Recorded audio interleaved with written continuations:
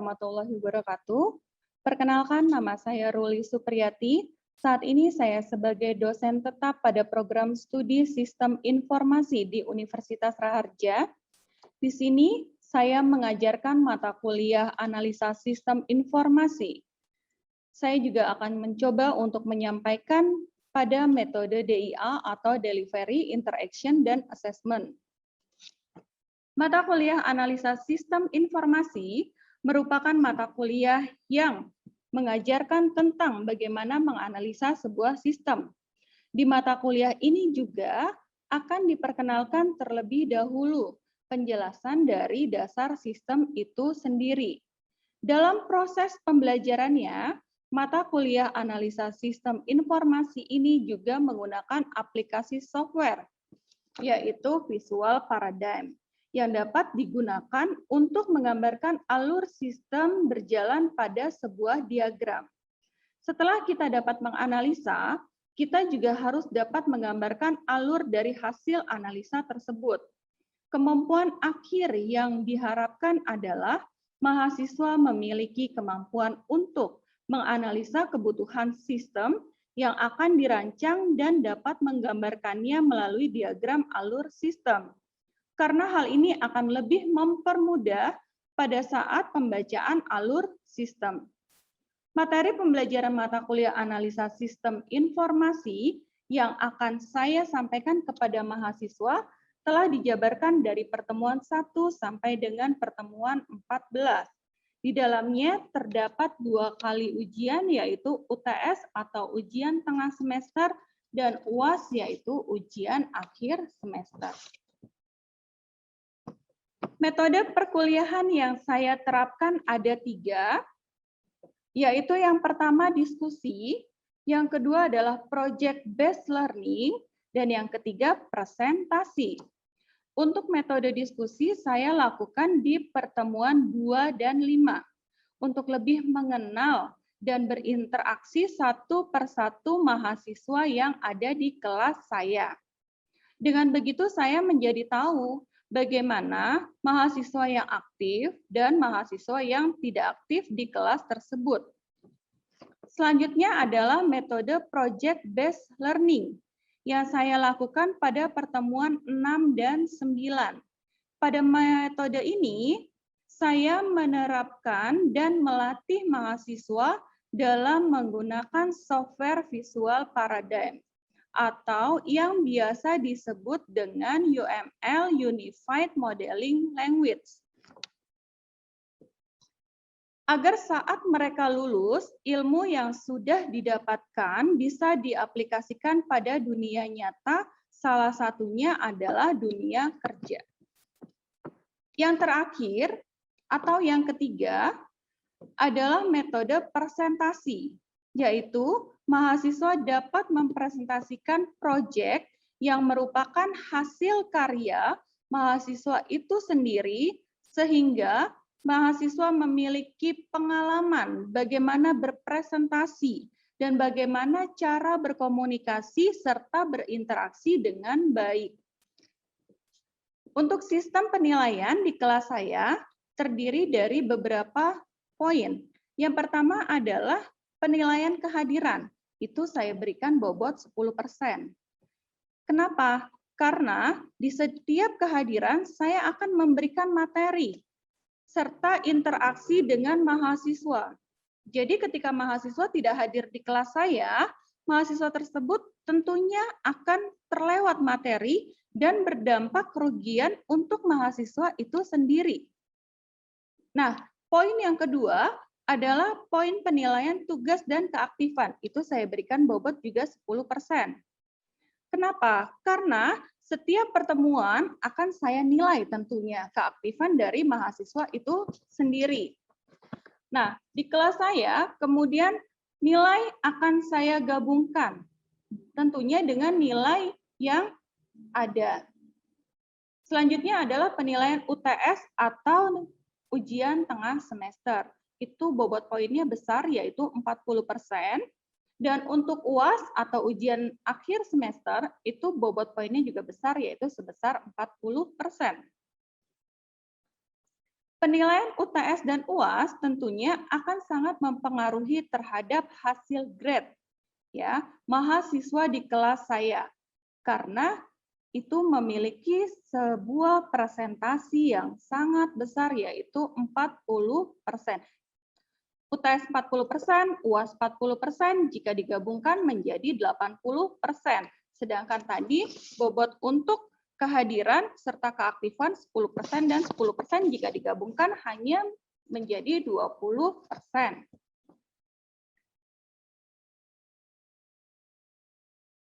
Untuk ujian tengah akhir semester, itu saya mengulas pertemuan 1 sampai dengan pertemuan 7. Sedangkan untuk yang UAS atau ujian akhir semester, saya mengulas pertemuan 7 sampai dengan 14.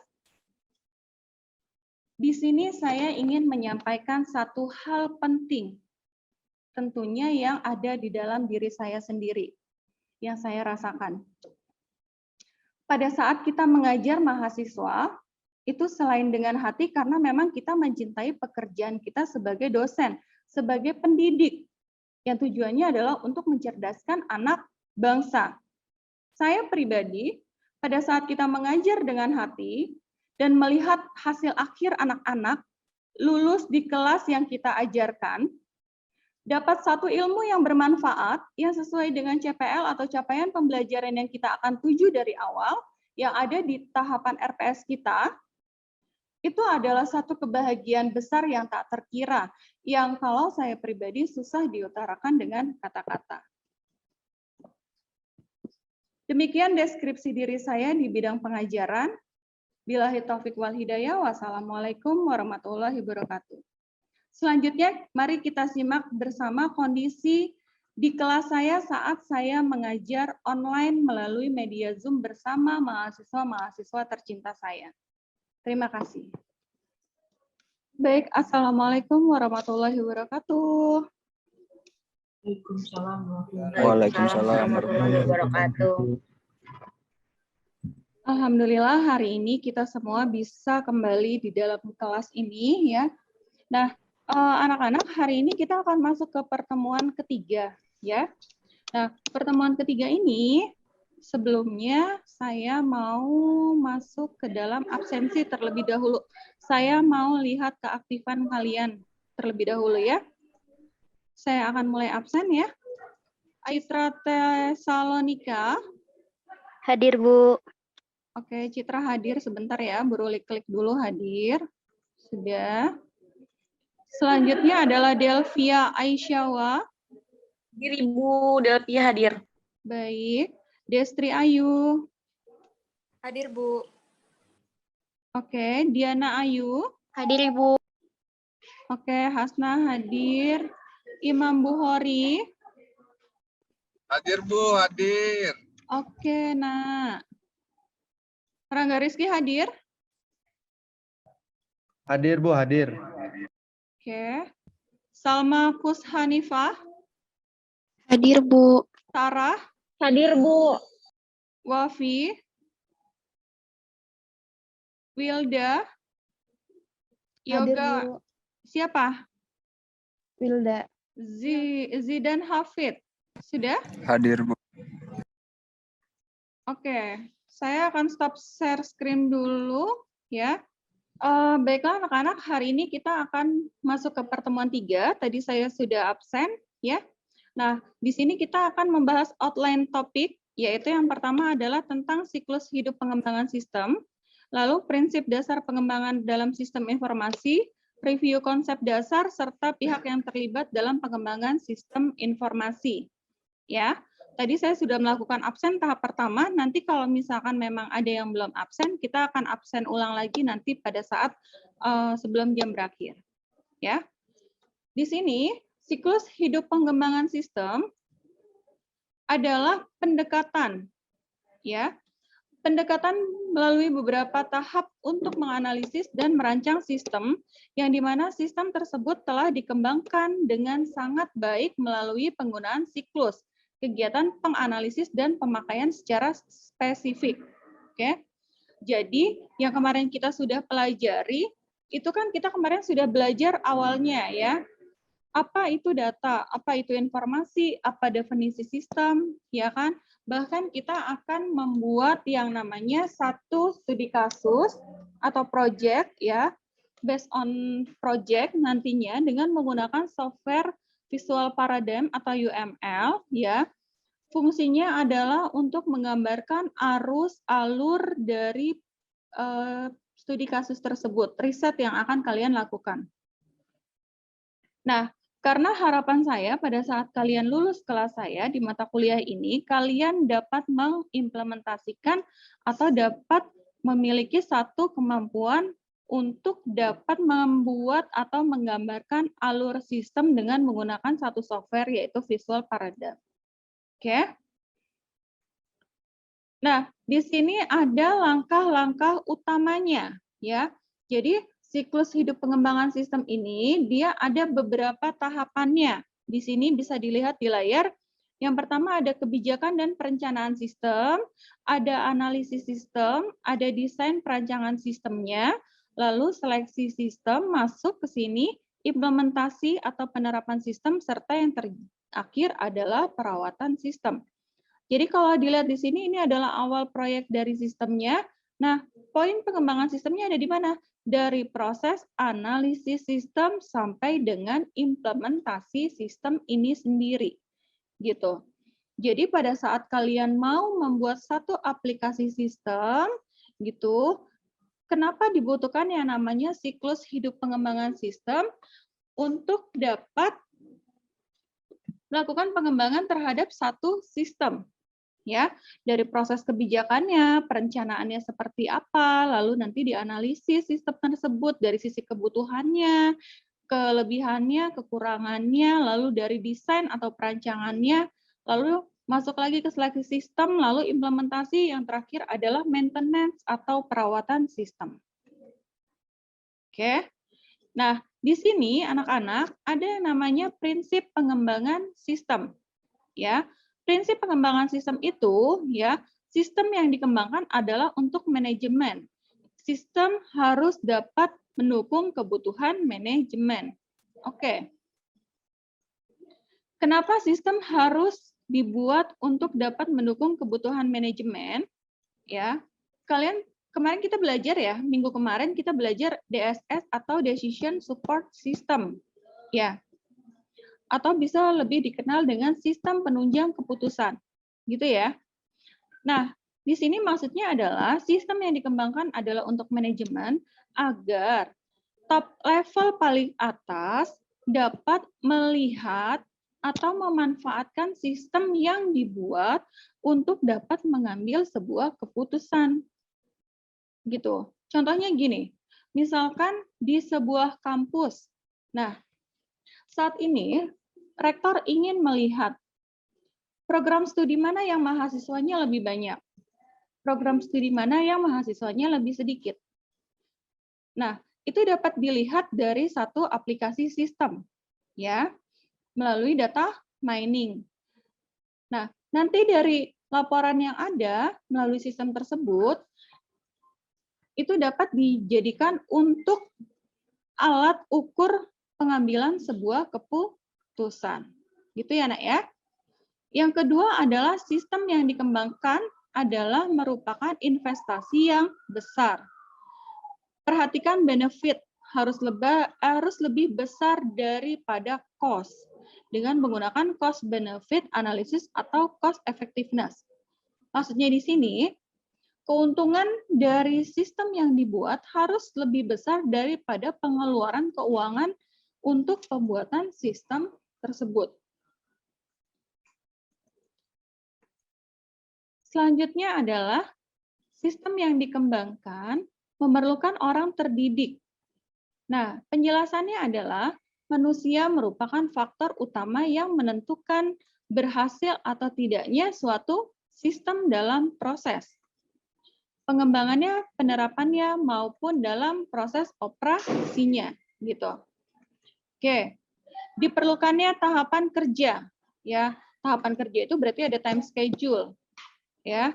Ada tahapan-tahapannya, proses satu apa, Lalu deadline-nya kapan, mulainya kapan, berakhirnya kapan, ada yang namanya time schedule kerja. Sebagai tahapan-tahapan kerja dan tugas pekerjaan yang akan dilakukan. Oke, selanjutnya adalah proses tidak harus urut. Kenapa? Karena langkah yang akan dilakukan tidak harus urut tetapi dapat dilakukan secara bersama-sama untuk proses pembuatannya. Jangan takut pada resiko kegagalan. Dalam pengembangan suatu sistem, kegagalan adalah hal yang biasa. Jika takut pada kegagalan, maka tidak akan pernah ada yang namanya pengembangan sistem. Harus ada dokumentasi pengembangan sistem. Dokumentasi harus dibuat dengan dikumpulkannya selama beberapa proses. Ya, pengembangan sistem itu sendiri. Nah, di sini ada review konsep dasar sistem. Jadi di sini kita mau coba untuk berdiskusi karena saya terapkan untuk pertemuan diskusinya itu adalah dari pertemuan kedua sampai dengan sebentar ya. Pertemuan kedua sampai dengan pertemuan kelima kita akan terapkan untuk proses diskusi ya. Karena proses diskusi ini sangat penting ya, biar saya lebih mengenal dan dapat berinteraksi dengan kalian gitu. Di sini kita mau diskusi tentang adanya perbedaan beberapa istilah di sistem informasi dan teknologi informasi. Oke. Nanti ini ada review selanjutnya ya. Kita coba jelaskan dulu, lanjut ke materi dulu ya. Di sini ada review konsep dasar ya anak-anak. Jadi definisinya sistem informasi atau mungkin di sini ada yang ambil program studi sistem informasi, definisi ilmiahnya adalah kumpulan orang, data, proses, dan teknologi informasi yang berinteraksi untuk mengumpulkan, memproses, menyimpan, dan menyediakan informasi yang dibutuhkan untuk mendukung suatu organisasi. Itulah definisi ilmiah dari sistem informasi.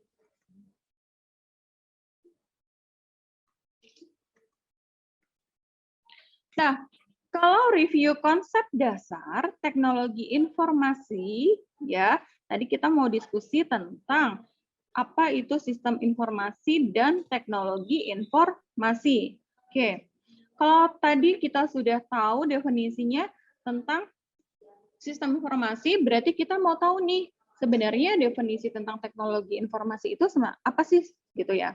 Nah, teknologi informasi itu adalah seperangkat alat yang membantu Anda bekerja dengan informasi dan melakukan tugas-tugas yang berhubungan dengan pemrosesan informal. Oke, istilah yang digunakan untuk menggambarkan kombinasi teknologi komputer adalah hardware dan software, gitu ya. Serta teknologi telekomunikasi, misal jaringan data, citra, dan suara. Baik, kita masuk ke selanjutnya yaitu tahapan utama siklus hidup pengembangan sistem. Ya, di sini ada tahapan perencanaan atau sistem planning. Lalu ada tahapan analisis sistem. Ada masuk ke tahapan desain sistemnya. Nah, ada ke seleksi sistem ya anak-anak. Ada lanjutnya adalah implementasi sistem. Ya. Nah, masuk ke perawatan sistem adalah yang terakhir. Kalau ditanya di dalam sistem informasi atau siklus hidup sistem informasi, siklus hidup pengembangan sistem itu sebenarnya pihak yang terlibat siapa saja sih? Siapa saja stakeholder dalam sistem informasi? Oke, yang pertama adalah manajer sistem informasi. Oke, lalu ada analis sistem. Di mata kuliah ini, ya, dari kemarin saya coba jelaskan tentang analis sistem. Ya, masih ingat nggak yang pertemuan kemarin? Ya, analis sistem. Ya, berbeda dengan programmer sistem. Ya kan? Analis sistem itu adalah orang yang menganalisa kebutuhan sistem. Gitu. Nah, programnya atau sistemnya udah ada belum, Bu? Belum ada sama sekali. Karena kita masih dianalisa, masih menganalisa dulu tahapan awalnya, gitu ya. Oke, lanjut di sini analisis sistem, ya. Nah, baru yang selanjutnya adalah programmer dan pengguna akhir. Jadi ada manajer, ini top levelnya, ada analis sistem, ada programmer, ada pengguna akhir. Pengguna akhir itu adalah user, ya.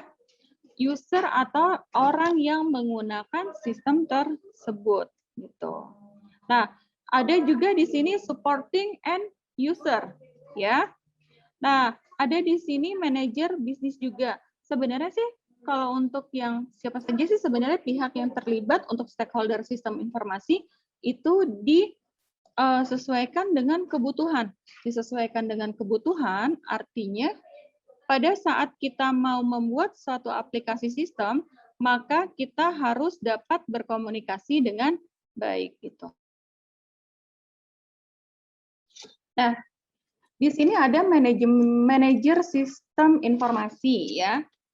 Bisa dilihat di layar kalian. Jadi manajer sistem informasi itu berperan dalam mengalokasikan dan mengawasi proyek pengembangan sistem daripada terlibat langsung dalam proses pengembangan sistemnya. Ya. Ini adalah orang yang ada di top level, bagian atas. Ya. Nah, kalau yang untuk analis sistem, ini adalah profesi yang sangat bagus untuk memulai karir di bidang IT. Tugas utamanya dari seorang analis sistem adalah menentukan bentuk sistem yang akan dibangun nantinya, gitu ya. Jadi, bedanya seorang analis sistem dengan seorang programmer itu apa? Kalau seorang analis sistem itu berarti orang yang bertugas untuk menganalisis kebutuhan sistem. Yang tadi saya bilang dari perencanaan, dari desain, ya. Jadi dia akan membuat dulu perencanaannya seperti apa, dia akan membuat desainnya seperti apa sistem tersebut ya, tampilan depannya, front end-nya seperti apa gitu. Nah, baru nanti kalau misalkan sudah ada gambarannya, analisnya, ya, dia akan masuk ke tahap berikutnya yaitu programmer. Nah, programmer ini adalah individu yang menjadi personil kunci dan menjalankan dirty work dalam pengembangan proyek sistem informasi, ya. Tugas utama seorang programmer adalah mengubah spesifikasi sistem yang diberikan oleh analis sistem ke dalam instruksi yang bisa dijalankan oleh komputer. Gitu. Nah, saya mau tanya dulu nih sama kalian. Kalian lebih berminat menjadi seorang analis sistem atau menjadi seorang programmer? Analis sistem atau programmer, Nak? Analis sistem. Analis sistem. Kenapa gempar? Alasannya apa, Nak? Terlihat lebih mudah, Bu. Terlihat lebih mudah, ya. Gitu. Kalau saya pribadi, jujur saya memang lebih fashionnya itu di analis sistem kalau saya. Gitu. Jadi kalau biasanya saya tuh kebetulan memang kan saat ini diberikan amanah di struktural kampus. Jadi kalau misalkan pas lagi ada akan pembuatan sistem baru yang di kampus, gitu, biasanya saya beserta tim akan menganalisa kebutuhan sistem itu terlebih dahulu, gitu. Jadi dari mulai perencanaannya, desainnya, front end-nya seperti apa, kelebihan sistemnya seperti apa, kekurangannya seperti apa, nanti perawatannya seperti apa, budgetnya seperti apa, sampai dengan nanti maintenance sistemnya seperti apa, gitu. Nah, kita biasanya bentuk yang namanya kepanitiaan gitu. Nah, nanti pada saat tugas analis sudah selesai, kita baru masuk ke programmer. Programmer itu kan ngoding buat program. Nah, kalau misalkan programnya sudah jadi, baru sebelum diterapkan kita coba kita adakan uji coba terlebih dahulu ya. Nanti baru diimplementasikan gitu. Nah, di sini ada manajer bisnis ya, yaitu kepala departemen yang membawahi suatu divisi Manajer ini penting karena memiliki kekuatan pendanaan dalam pengembangan sistem. Jadi dia yang akan membiayai seluruh dari perawatan, maintenance, dan yang berkaitan dengan pengembangan sistem. Ada teknisi sistem informasi, ya. Nah, di sini adalah teknisi jaringan dan teknisi perangkat keras. Perangkat lunak tidak akan berjalan dengan baik tanpa dukungan perangkat keras yang bekerja dengan baik. Nah, ini biasanya adalah di bagian teknisi atau IT support system, ya. Biasanya kita kalau misalkan di perusahaan gitu ya, di baik itu instansi, biasanya antara programmer dengan teknisi itu berbeda. Ada yang memang teknisi khusus untuk yang bagian hardware, ada gitu. Nah, kalau yang programmer kan otomatis dia akan terkait dengan software gitu. Di sini ada definisi analisis ya, Nak ya. Nah, bisa kita lihat di sini definisi analisis adalah penguraian suatu pokok terhadap berbagai bagiannya, serta pemahaman terhadap pokok tersebut, dan hubungan antar bagiannya sehingga mendapatkan pengertian yang tepat secara menyeluruh.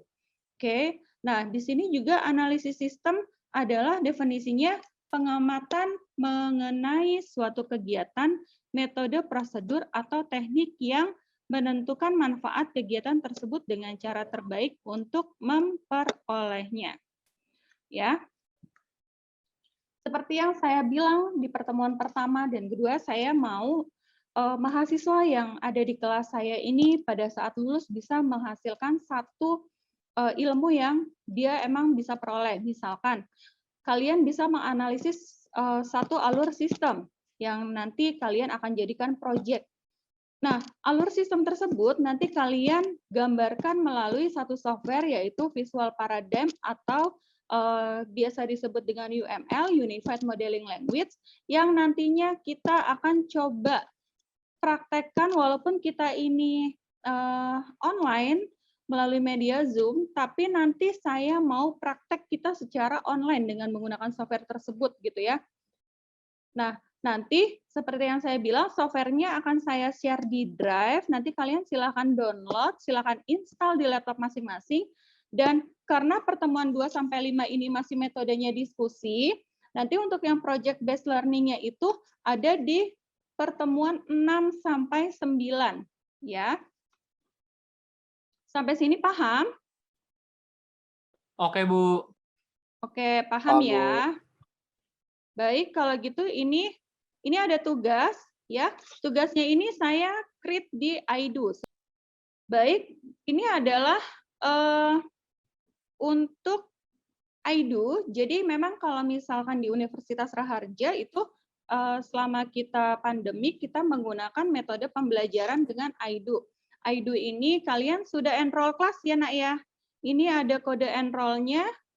Sudah enroll kelas semuanya? Sudah, Sudah, Bu. Sudah, Bu. Baik, kalau sudah, ini ada kode enroll kelasnya di sini bisa dilihat. Ini adalah aksesnya. Nanti saya akan share lagi enroll kelas ini kalau misalkan kalian ada yang terlewat. Takutnya ada yang terlewat. Oke. Nah, di sini ada assignment atau tugas yang sudah saya berikan. Ada di sini ada due date, ada start, ada due date ya. Di sini saya sudah berikan. Oke, kita lihat dulu. Nah, di sini tugasnya yang pertama adalah sebutkan tahapan pada siklus hidup pengembangan sistem. Tadi sudah Bu Ruli jelaskan, kalau misalkan siklus hidup pengembangan sistem itu ada tahapannya, ada langkah-langkahnya. Kalian tinggal jelaskan saja, sebutkan dan jelaskan. Lalu sebutkan dan jelaskan kelebihan dan kekurangan dari masing-masing teknik pengembangan sistem. Oke, di sini jangan lupa perhatikan due date-nya, ya. Karena ini sangat penting banget. Nanti kalian akan saya nilai all-nya adalah melalui ini, gradebook ini. Ya. Jadi nanti, karena kita sudah menggunakan iDo, ya, semuanya hasil kinerja kalian itu akan terrecord dengan baik, ya. Jadi kalau misalkan nih, si A bilang, Bu, saya mengerjakan tapi tidak dinilai, mana buktinya? Gitu. Saya akan bilang begitu. Karena di sini akan terikat dengan baik tugas yang saya berikan, ada startnya, ada due date-nya, jadi silakan kalian kerjakan. Gitu. Nah, nanti untuk UTS dan UAS juga sama. Saya akan berikan secara online, ya Nak ya. Di sini berarti nanti saya di sini akan add seperti ini gitu. Nah, kita juga nanti di sini akan untuk kuis ya. Kuis, tugas, UTS, UAS semuanya nanti di kelas saya ini akan terikot di sistem pembelajaran yang Universitas Raharja punya, yaitu namanya aidu.raharja.info. Sampai sini mengerti dan paham? Paham, Bu. Alhamdulillah. Kalau misalkan ada yang tidak mengerti, nanti kalian bisa langsung komunikasi di WA group kita. Ya, kita kan punya WA group tuh. Ya. Nah, kalian bisa komunikasi di sana. Kalau misalkan ada yang tidak mengerti atau kalian bingung mau tanyakan, boleh. Gitu ya. Nah, tadi saya sudah absen ya. Saya sudah absen dan saya sudah absen semua untuk mahasiswa yang hadir saat ini. Oke. Tadi saya sudah jelaskan juga untuk penggunaan aidu-nya. Kalian sudah paham dengan baik. Masya Allah. Saya sudah jelaskan juga untuk materi hari ini. Saya sudah jelaskan juga capaian pembelajarannya tadi ada di awal ya, outline topiknya apa aja, oke? Nah, baik anak-anak, sekian materi untuk pertemuan 3 untuk mata kuliah hari ini ya. Semoga bisa diterima dengan baik, semoga bisa dicerna dengan baik ya. Jangan lupa saya akan share drive untuk softwarenya, nanti kalian silakan download. Kalau misalkan kalian ada kesulitan untuk menginstal atau mendownload software tersebut, kalian bisa datang langsung ke kampus Raharja, temui saya di ruangan M201. Ya, kalau ada kesulitan apa-apa, silakan dikomunikasikan dengan baik di WAG kita ya Nak ya. Baik, kalau gitu terima kasih banyak. Billahi taufiq wal hidayah. Wassalamualaikum warahmatullahi wabarakatuh.